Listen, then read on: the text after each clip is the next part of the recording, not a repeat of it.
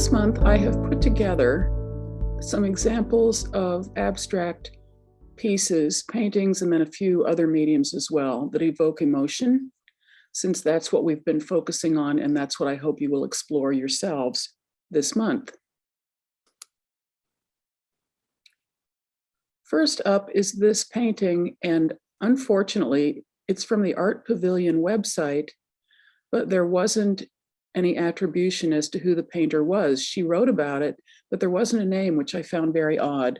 In any event, this expresses her moving back and forth between joy and grief after the death of a mother-in-law. And perhaps the best way to go about this presentation is for me to show each image, and before I actually say anything about it, see what sort of a reaction you have when it comes to whatever the particular image evokes for you from an emotional standpoint.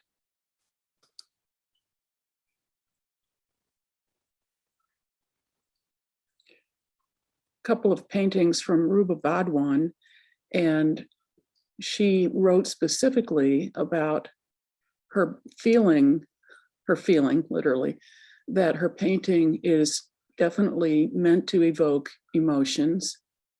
And so here is one of those. And here's another.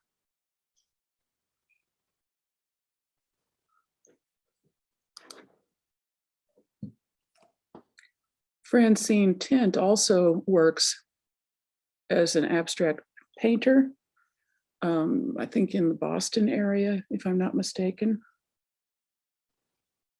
Many of the paintings that I found, and I did decide that I would focus mainly on contemporary painters and artists, not just painters, but artists who are alive now and currently working, as opposed to looking at some of the historical approaches that we have taken over the past couple of months. So these artists may not be very familiar to you, but it goes to show you what a Google search can do when you type in abstraction and emotion. All kinds of things come up. Many of the artists did not name their compositions. We had a brief discussion. I think Barbara Doyle initiated it in one of our meetings in April. The purpose of naming and whether leaving something untitled was a good idea or a bad idea. And I found, interestingly enough, that even though many of these paintings do evoke emotion, at least they did for me, which is why I chose them, many of them are also untitled. This particular painting, however, is titled Negative Air.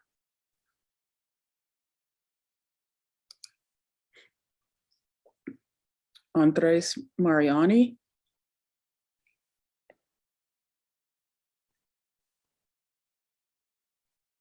Also untitled.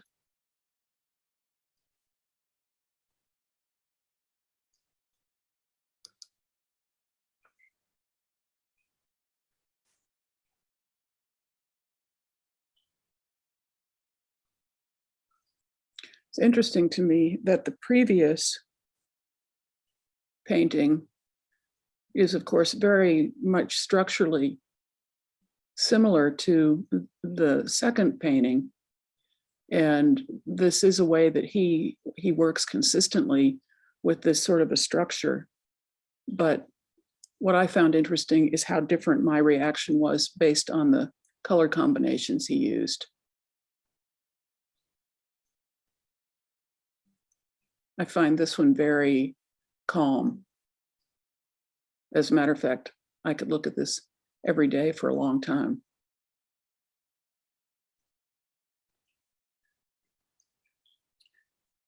Christina Sugang from Brooklyn, New York.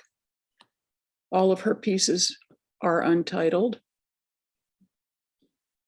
And I thought this was an interesting, whether you like this particular piece or not, it's an interesting sort of chaos that she's created here by superimposing these tangled lines on top of the very orderly grid in the background. And of course, when I was looking at these pieces and picking out the ones I wanted to share, I couldn't help but translate all of them into some textile or mixed media version. And you may have already started doing the same as you study them with me.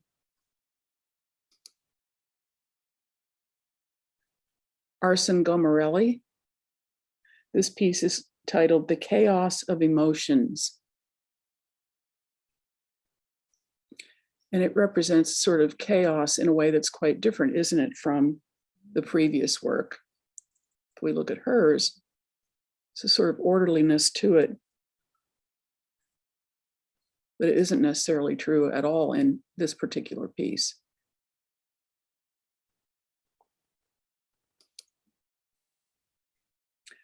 I couldn't resist putting one more Kandinsky in. I'm a real fan of his, and I did not share this with you in the past. This one, what was written about it is Kandinsky erased conventional illusions of perspective and exposed bare the many stylized characters as diverse hues and patterns swirling around one another. What he was really after here was to reveal underlying concepts and feelings that all civilizations and observers experience. And so, as we've talked about with him, what he was really trying to do is distill down through his own language of color and form the emotional content of human beings in a general sense, not in particular to a particular culture or location.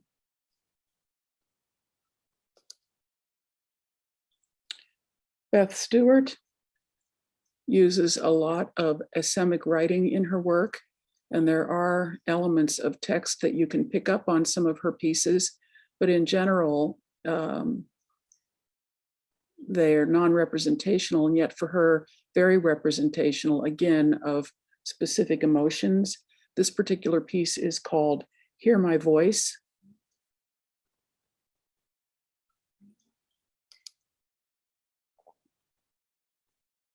And this piece is entitled, This Made Me Who I Am.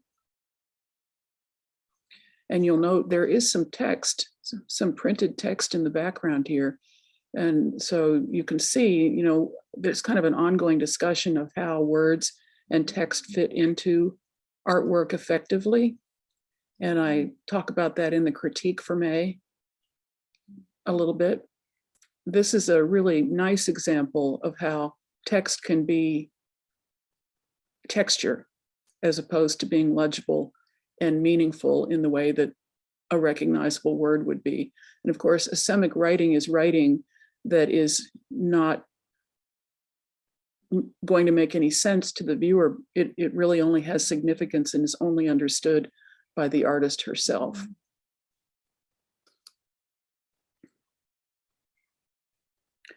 Cao Fan, Chinese-born artist, born in 1963, lives and works in Beijing.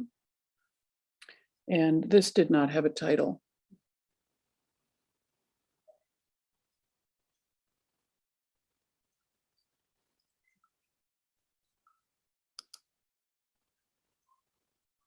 Marie-France Guerre.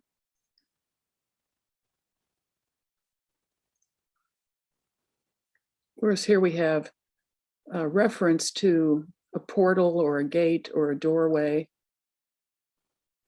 and just a hint of a structure that implies a presence or a part of a landscape.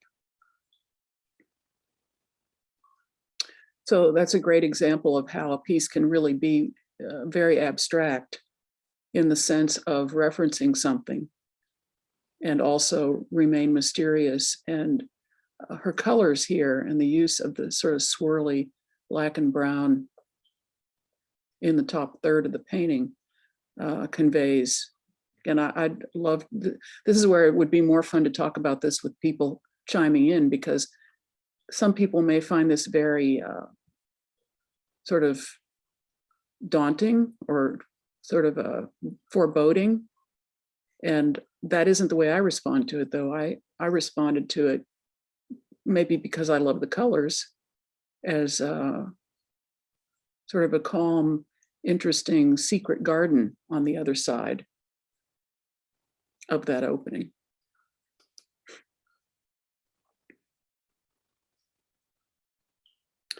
Charles Magallanes, I think that's the correct pronunciation there, names his pieces. I neglected to write down the name of this, but he said clearly in his artist statement that although he usually gives his work names, he prefers that the viewer appreciate the piece without necessarily knowing the name in order to be able to project his or her own story onto the painting. He works in San Francisco area.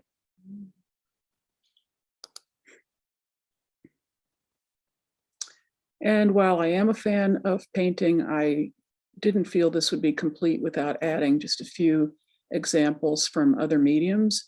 Judy Dale's one of my favorite people, and I love this particular piece of hers. Belongs to the National Quilt Museum in Paducah, and it just seems to me to exude joy.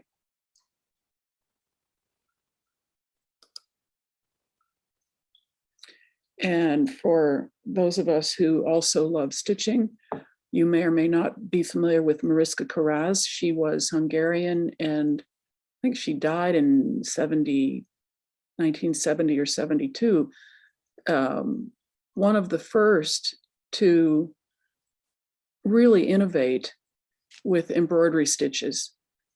And actually their long out of print book on her work, she really did inspire stitchers to take their work another actually sort of confrontational, scandalous direction, as opposed to the Embroiderers Guild of America, who, of course, for the longest time was really big on the perfectness of the stitches and the technique over the innovation.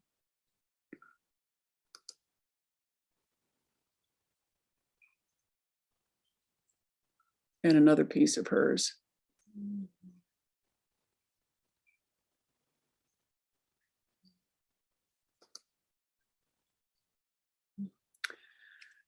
So as you're exploring how emotion can be portrayed through marks and lines, and hopefully you'll think a little bit about color this month as well, it occurred to me, because I found this on, I think it might have been on a Pinterest site that I just sort of breezed through. You could theoretically at least create a series of photocopies of yourself from a photo that you have, or a selfie, and print that out on photocopy paper or printer paper, and then, or sketch yourself and then fill in the face with marks and lines representing any particular emotion that you've chosen. So if I had a template that was just this head and the shoulders, and I wanted to reflect joy, how would I paint into the face? And if I wanted to reflect sorrow, how would I paint into the face? If I wanted to reflect anger or interpret anger, how would that be done using marks? So just a little bit more to think about this month as we move into what I hope will be very entertaining and also thought-provoking approach to using abstract qualities, line and mark, shape, etc., in order to portray the emotions that are universally human. I want to remind you that while my presentation is copyrighted, the images themselves are frequently copyrighted, and I have used them here strictly for educational purposes.